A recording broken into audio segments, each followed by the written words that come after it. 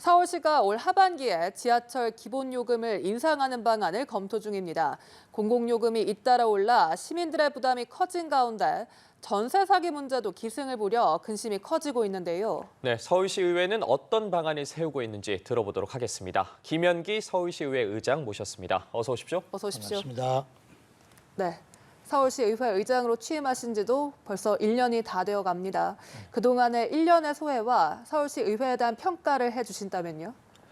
1년 동안 숨가쁘게 달려왔습니다. 이유는 지난 12년 동안 서울시 의회는 제 기능을 못했습니다. 따라서 서울시 의회의 내부 개혁과 또 서울시정 개혁 그리고 교육 행정 개혁을 위해서 다양한 노력을 했고 나름대로 성과를 거뒀다고 자평하고 싶습니다. 예, 최근 서울시의회와 서울시 교육청 간의 갈등이 좀 주목을 받았습니다. 이 서울시 교육청 기초학력 보장 지원에 관한 조례를 이 직권으로 공포를 하셨는데 직권을 공포할 수밖에 없었던 이유 궁금하거든요. 직권 공포는 지방자치법에 명시되어 있는 지방의회 의장의 권한입니다. 예. 네. 그동안 기초학력 지원에 관한 조례를 성안하기 위해서 서울시의회는 민주적인 절차를 거쳐서 정당성을 확보했습니다. 예. 그래서 1차 의결을 했고 교육감이 거부권을 행사해서 제2의 요구를 해왔어요. 그래서 제 의결을 했는데도 불구하고 공포를 하지 않아서 지방자치법에 명시된 의장의 권한으로 공포를 했습니다. 예. 그런데 교육청이 이 기초학력 지원 조례에 대해서 대법원에 제소를 했거든요. 네. 결과 어떻게 예상하십니까? 결과는 당연히 우리 서울시 의회의 입장을 평가해 주리라고 기대하고 있습니다. 이유는 기초학력 평가는 고유 지방자치 사무입니다. 예. 동시에 국가 사무이기도 합니다. 기초학력 보장법에 명시가 되어 있습니다. 그럼에도 불구하고 서울교육청은 또 교육감은 국가기관 위임 사무이기 때문에 이것은 지방의회가 권한을 일탈했다 이렇게 판단을 하고 대법원에 제소를 했지만은 이것은 정당한 지방의회의 고유의 영역이고 또 지방자치단체의 교육자치단체의 고유 업무입니다. 네, 알겠습니다. 요즘 시민들의 고물가 고충 점점 깊어지고 있습니다. 네. 특히 가스, 전기요금 모두 줄줄이 인상이 예고가 되면서 하반기에는 지하철 요금 인상까지 예고가 돼 있습니다. 그렇습니다. 어떤 입장이십니까? 지난 5월 달에 임시회에서 우리 서울시의회는 시청이 제출한 의견 청취안에 대해서 하반기에 요금 인상을 하도록 조건부로 통과시킨 바가 있습니다. 네. 이제 하반기가 7월 1일부터 시작이 되겠죠. 어느 시점에 필요한 요금 인상을 하리라고 봅니다. 그러나 한꺼번에 인상을 했을 경우에 서민 경제에 미치는 영향도 있고 네. 또 시민들의 부담도 커지기 때문에 또 나눠서 하는 방법도 있고 나름대로 의견을 조율 중에 있습니다. 네. 이 지하철 요금 인상 관련 대안으로 제시된 것이 무임승차 연령 상향인데 의장님의 의견은 어떠십니까? 무임승차 연령 상한은 반대합니다. 네. 이유는 지금 노인들은 산업화 시대의 주역들입니다. 예. 그럼에도 불구하고 노후 대책이 충분히 마련되지 않아서 빈곤율이 40%에 달하고 있습니다. 이분들에게 이동권마저 제약을 한다는 것은 교통복지적 측면에서는 바람직하지 않다. 이런 측면에서 연령 상한은 반대합니다. 예, 연령 상한은 반대한다는 의장님의 생각을 들어봤는데 이 이야기도 좀 짚어봐야 할 것 같습니다. 안타까운 이야기인데 최근 서울 양천구에서 네 번째 전세 사기 사망자가 발생을 했습니다.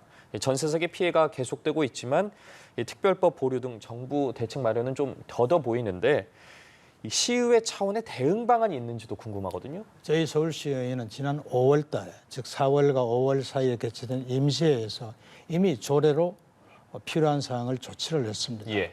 큰 그림은 국회에서 해야 되겠죠. 지방자치단체 또 의회 차원에서 할 수 있는 것이 청년들에게 전세 사기를 당하지 않도록 충분한 정보를 제공해 줄 수 있도록 한다든지 예. 네. 또 그러한 상담을 할 수 있는 지원센터를 더 확대해서 운영한다든지 해서 주거기본조례, 청년주거기본조례를 이미 개정한 바가 있습니다. 국회보다 한 발 앞서서 네. 의회 차원에서 할 수 있는 역할을 했다. 이렇게 말씀드리겠습니다. 네. 또 최근 서울시가 연이어 내놓은 개발 계획들, 신속 통합 기획, 그레이트 한강 프로젝트가 이 이에 대한 평가들이 엇갈리는데 의장님은 어떻게 보고 계십니까? 아직은 평가하기는 좀 이릅니다만은 또 한편으로는 시민들이 약간의 불안감을 가질 수 있겠다, 걱정을 할 수 있겠다 하는 생각을 합니다. 예. 그래서 지난 그 임시회 때 제가 개회사에서 시장에게 요청을 했습니다. 네. 너무 지나치게 많은 정책을 발표해서 시민들이 여기에 대한 이해가 부족하고 또 나름대로의 우려가 있다. 따라서 정책을 발표할 때는 시의회와 충분히 상의하고 시민들의 의견을 충분히 수렴해서 정책을 내놓는 게 좋겠다. 이미 경고 아닌 경고를 한 바가 있습니다. 예. 벌써 이미 여름이 온 것 같은데 이 여름철 우기를 앞두고 폭우나 폭염 등 도시 안전에 대한 우려도 상당히 커지고 있습니다. 이 지난해에는 관악구 신림동에서 이 반지하 건물이 침수돼서 인명 피해도 발생하기도 했는데 이에 관련한 대책 어떻게 마련하고 계신지 궁금합니다. 저희 서울시 의회는 작년 금년도 예산을 심의할 때 예. 수해 수방 대책에 대해서 예산을 증액하거나 또 조직을 새롭게 재편할 수 있도록 조직 개편안을 다 통과시켜 준 바가 있습니다. 예. 따라서 금년에도 자연재해를 100% 예방할 수는 없지만은 서울시 차원에서 충분한 예산 확보와 또 인력 확보, 나름대로 프로그램이 준비돼 있어서 이번에는 충분히 막을 수 있다 이렇게 얘기는 하고 있습니다. 네, 알겠습니다. 최근 교통방송 TBS 이사회가 이 임직원 행동강령 개정안을 확정을 했습니다. 이 체질 개선을 통해서 서울시의 지원을 다시 좀 끌어오기 위해서 이런 행동강령을 개정한 것으로 보이는데 앞으로 서울시의 지원 가능성 어느 정도나 됩니까? 여러분 잘 알고 계시다시피 서울시 의회는 작년 11월 달에 교통방송 지원에 관한 조례 폐지안을 통과시킨 바가 네. 있습니다. 내년 1월 1일부터는 서울시 예산이 전혀 지원되지 않는 것입니다. 따라서 그 조례가 시행되기도 전에 그 조례를 다시 개정한다는 것은 있을 수가 없습니다.